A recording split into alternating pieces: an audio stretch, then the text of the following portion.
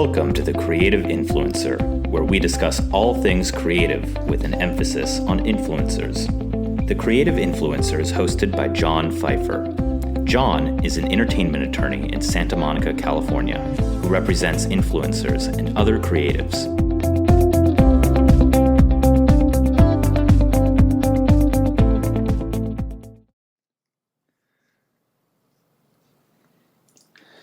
This is episode 1 of the 7th season of the Creative Influencer podcast.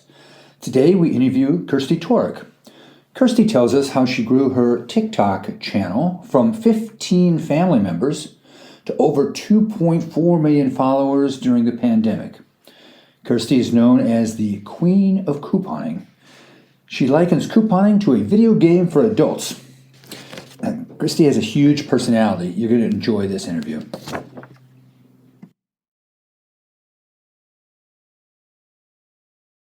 I am joined today by Kiersti Torok. Welcome to the podcast. Thank you. Thanks for having me. You have 2.4 million TikTok followers, almost 170,000 Instagram followers, but your main platform is TikTok. So I want to ask you about how you grew your TikTok channel, and then I have a whole bunch of questions about couponing because Okay, awesome. I did a deep dive. And now I know a lot more about couponing than I did. Right. And I hope to know a lot more than that. Okay, so how did you pick TikTok? What made you start with TikTok videos? So, this all started essentially during the pandemic. My husband and I both lost our jobs. And I had a bunch of family members, close friends. They were all getting laid off or furloughed because, pandemic had everybody kind of secluded. And they were all trying to make ends meet. And so I picked couponing back up and was like couponing for our family to try to, make the pieces fit between being laid off and finding a job again, hopefully. And family members, same thing. They knew that I couponed. They'd seen my stockpile and they were like, can you help us at all? And so I sat down every Sunday morning and I was texting out deals and writing things down and trying to help a bunch of different people.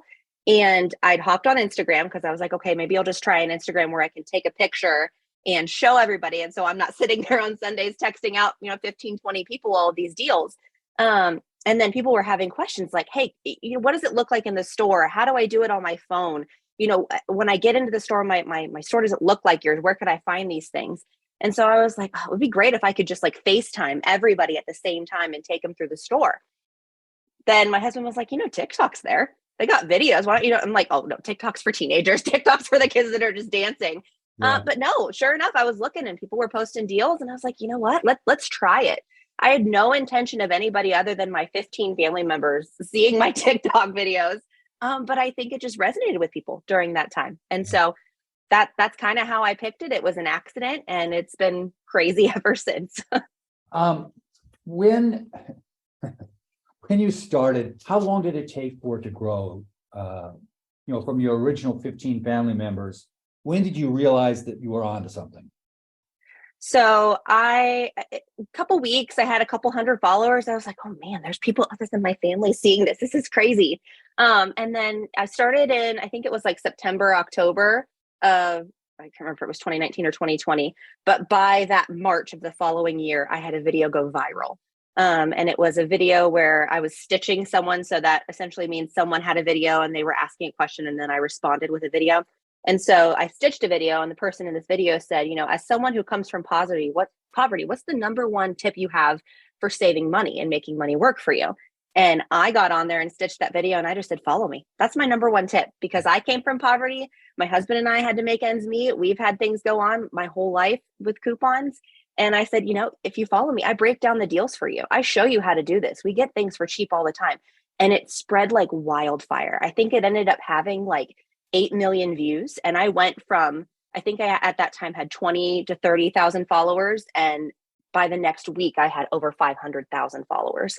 And it was nuts. It was people, but it was striking a chord with people. I've never been in this situation. Pandemic has made us lose our jobs, inflation, things are going up, scarcity. How do I do what you're doing? How can you help me? And so it was nuts. I never had anything happen like that in my entire life. It was crazy. So when the pandemic happened, had you already pre-hoarded, lack of a better way to put it? Stop it. It's not, oh, no, no. Yeah. So I've been doing this for 12 years. So Yeah. 13 years now, I guess. And So I don't mean to cast any no, aspersions. I get it. I get it. I get what you're saying. No, so I've been doing this for 12 years. And so I always have a 6-month supply for my family. That's kind of what my ground rule of thumb was. So during the pandemic, I was actually passing out toilet paper to neighbors and stuff like that, because I was like, oh my gosh, I have this stuff. Here, let me help you. Let me give you stuff to get you from A to B. So this has been kind of like years in the making, but yeah, but kind of always have had a stockpile. How much space does it take? I mean, So I can take you around if you want. Like, yeah. so it's my basement. There's my coffee.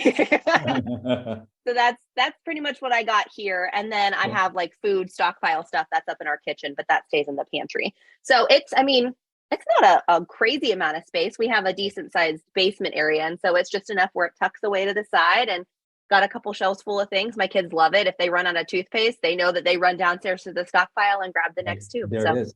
it's nice. Have you ever taken videos down? Yes, I've taken videos down. So I think the main, sometimes it's because I make a mistake. So most recently, I actually had a video that autocorrect, the automated generated captions were not so pleasant to me that came on the screen. So I had to take that video down.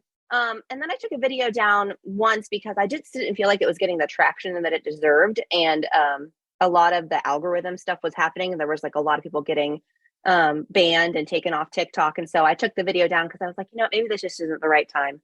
But other than that, I try to stay pretty careful when I post stuff, and I try to be pretty thorough when I post stuff, that it always reflects kind of what I feel is a good representation of me and who I am. Do you shoot for a certain length of your videos? So if I'm doing a funny video, so if like I'm doing a trend or I'm doing something funny or I'm trying to be more engaging, I try to keep that under 50 seconds because I feel like that's the attention span of something funny.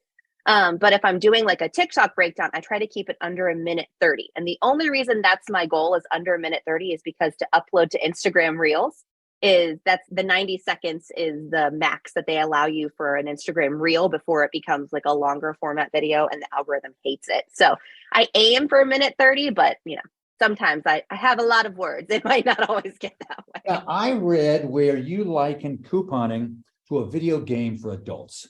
Yes. Yep. Why? Absolutely. So if you think about it, you're in the store and it's like, okay, I'm in here and I need this paper towel, but let me see if there's a coupon for this paper towel. But then on top of that, let me see if there's a rebate. And better yet, what if there's a manufacturer's rebate that I can stack too? And it's kind of like this weird game of Jenga where you've got this tower, and if I pull out this dollar and save it, and if I pull out this dollar and save it, how many can I pull out before it tumbles and I eventually can't get the deal? But it's a lot of millennials are really loving it. It's a video game, but it's a video game for real life.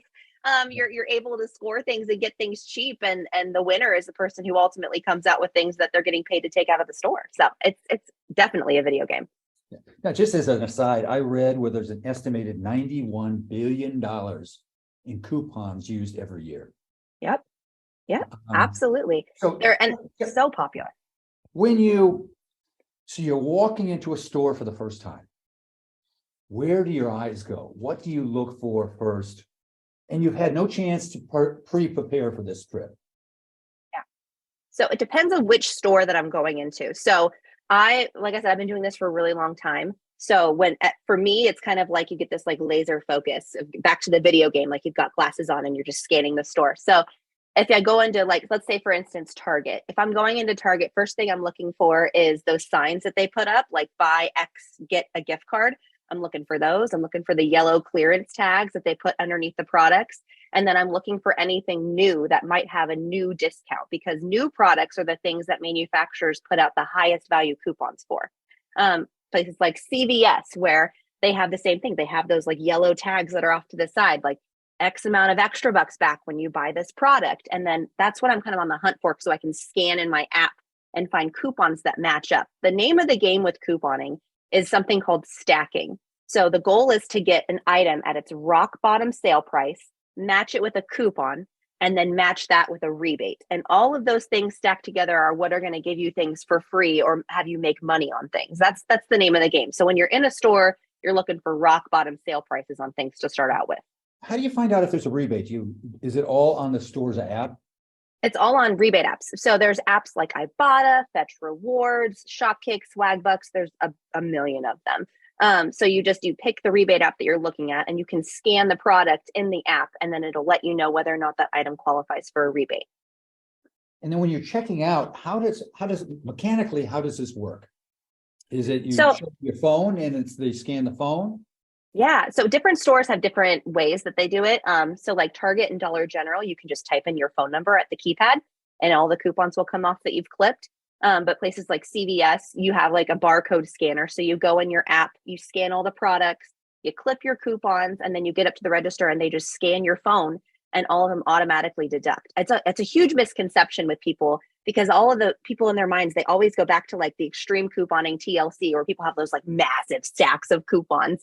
And that's not what it is anymore. Paper coupons are probably going to be extinct. They're going to be gone within the next year. Mark my words. And you're all going to have digital coupons. You just scan one barcode and they all come off automatically. We're not holding anybody up at the line.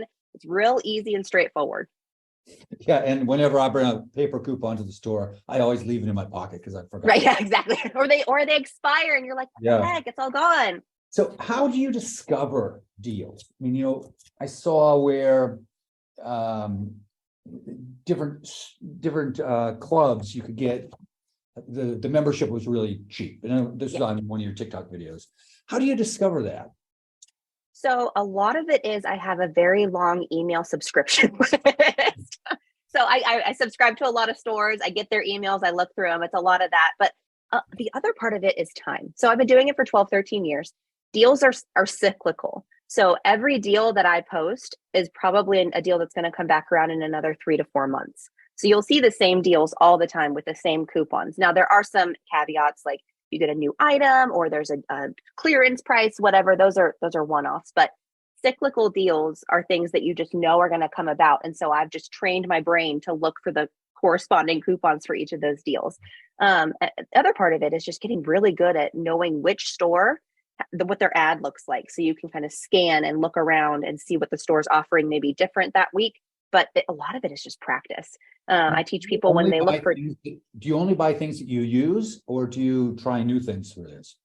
So yes and no. So I'll buy new things if it's something that I feel like my family would use. If I have an item and it's going to be dirt cheap or I'll make money, I'll get it and then I'll donate it. So yes and no, but I try to just stick with the things that my family's going to use, just so we keep it. I mean, this would get overwhelming if I had too many things that we wouldn't use. Now, I mean, and I'm gonna tell the story on myself. We bought a bunch of toothpaste, and now it is getting too old. Do you ever? Because you think you're going to use that much toothpaste, and then you don't. Do you ever have that happen where some of the items expire because you had too much in bulk? So I don't. The reason being, so this is kind of like, for me, this is something that I've learned over time. So this is not something that the average person would know, but it's like a first in, first out system in my stockpile. So everything in my stockpile, I put the newest item that I get from the store in the very back. And then the one in the front is the item that I bought the longest ago. So I'm always cycling through the items that I'm using. And like I said, it's a 6-month supply. So these things usually don't expire within 6 months. Okay. If they do, I'll try to like reevaluate the expiration dates. And if it's getting close to expiration, I donate it. I have a women's shelter, a foster care shelter that I donate a lot of this stuff to. And it's a great way to kind of keep the rotation going in the stockpile. So I'm going to shift gears and ask you some personal questions. Not personal, but personal. Okay, so what question would you most like to know the answer to? In general, or like in general? Oh, yeah. Man. I mean, I think the biggest question that I always grapple with is kind of like, why am I here? I think that's what I ask myself every day when I make content and when I'm interacting with people. How do I want to be remembered? Why am I here? What mark am I going to leave? That's kind of the thing that I grapple with, because no one knows that question. Right. And I think that's kind of what I grapple with every day. I would like to know, what am I doing here? What am I here for? What's my purpose? Where do you see yourself in 3 years? In 3 years, I kind of doing the same thing. I mean, I really love my family and my kids and my husband. My husband's my high school sweetheart. We had kids really young, and our kids are going to be in 3 years. Our kids would be, oh my gosh, 11 and 9. Jeez. So just, being a mom, being a wife, enjoying life. I'd love to get more involved in nonprofit. I think maybe that's a good answer. I'd love to be more involved in profits teaching. There's a women's shelter, the pregnancy shelter in our area, and they want me to teach a couponing class. I'd love to be able to do that. I think that would be awesome. What's your favorite movie? Oh my gosh, that's a good question. Dang. It's gonna bounce around a little bit. Dang, my favorite movie. Okay, this is the movie that I think I would just watch nonstop on repeat. Maybe it's not like the most classically good movie or whatever, but if I had to watch a movie nonstop on repeat, I would probably watch Pride and Prejudice with Keira Knightley. I love that movie. It is so good. What's your guilty pleasure?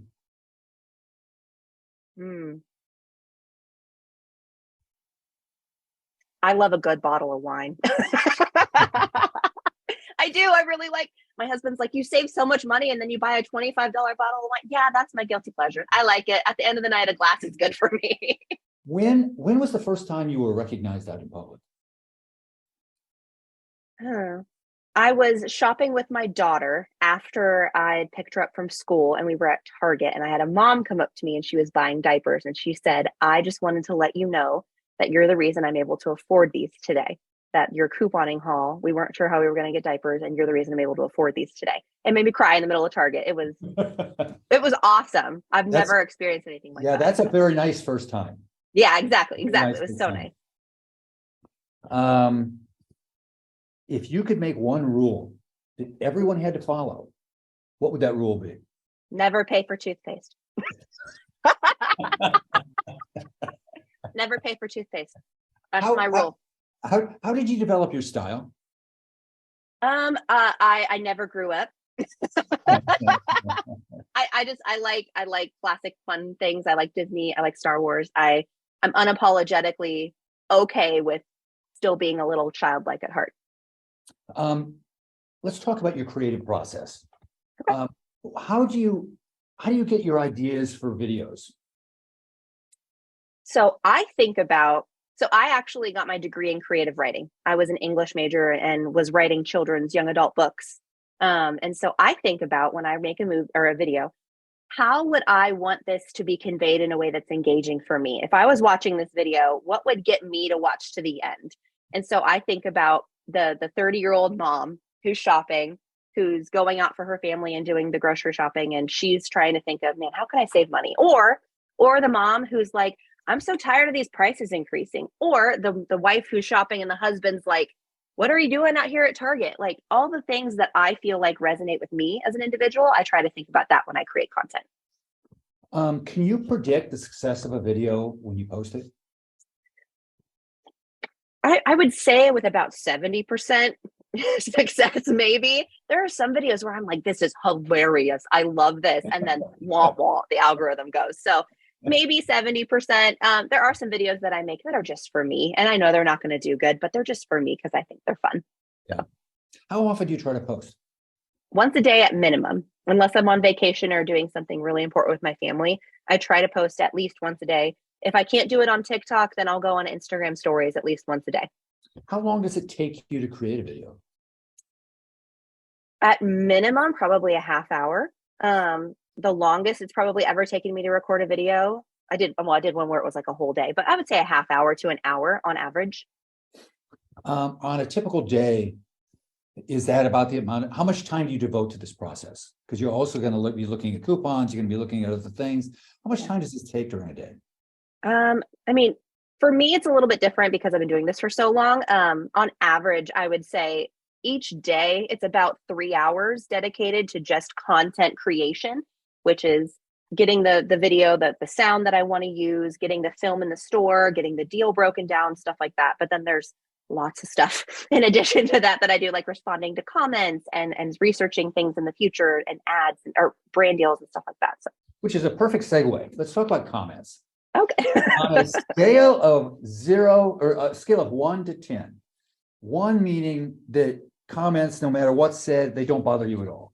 To 10, a negative comment really bothers you. Where are you on that scale? A 9. And I'm working on it. So well, that's what I was going to ask. How do you deal with it? I think I talk to my husband about it a lot. I think for me, talking about it and working through my emotions is the biggest thing that I have to figure out. I got to develop thicker skin. But I think the reason it hurts so much is because I go on the app and I try not to be like a fake influencer. I try to be a content creator. I try to be when you see me on the screen, it's the most genuine form of myself that I can share with anyone. And so I think that's why it hurts, because I really do pour my heart and soul into what I do. And I love what I do. And I really want to help people. So I think that's why it hurts so much. But I talk to my husband. We try to just, decompress, and then I block the person and move on. Well, I mean, in preparing for this interview, I watched a ton of your videos. They're entertaining. They're just entertaining. So, don't listen to the haters. Thank you. I'll try not to. So what has been your family's reaction to this sudden fame, TikTok fame? It's kind of crazy. So my dad was in media. He was a talk show host for a really long time. And before that, he was a sports broadcaster. So we come from a family of media. So my dad was kind of like, oh, you're taking after your dad in this sense. But I think for my family, it was just funny to see, like, okay, my mom's a school teacher. So my mom teaches kindergarten. And one of her parents came up and she's like, I just saw you in Kiersti's video. I had no idea you were Kiersti's mom. And so my parents are just like, they think it's funny because you never really think that TikTok couponing is going to be the thing that gets your kid on the map, but here we are. Hey, it is. I mean, that's one thing I'll share is that the areas where creators are going now in the sense of couponing. I have another client that's in homeschooling. That it's a platform that is resonating with a lot of people. Yep, absolutely. And it's so easy to access.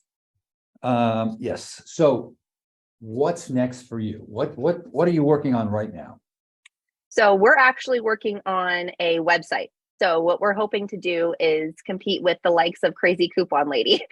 We're trying to do a website where you can go and you can search the deals and you can have it on your phone and make it really easy when you're in the store, and have it be where you can go and learn how to do something on the website and take it with you mobily. We're also working on some merch and some fun stuff for people to have to kind of express the love of not paying for toothpaste. Is that something that we want to do? So we're just working on that kind of stuff, kind of branching out that way, because if TikTok decides to go away anytime soon, we need to have other platforms people to find coupon deals. So I have one final question for you. Where can people find you on the internet?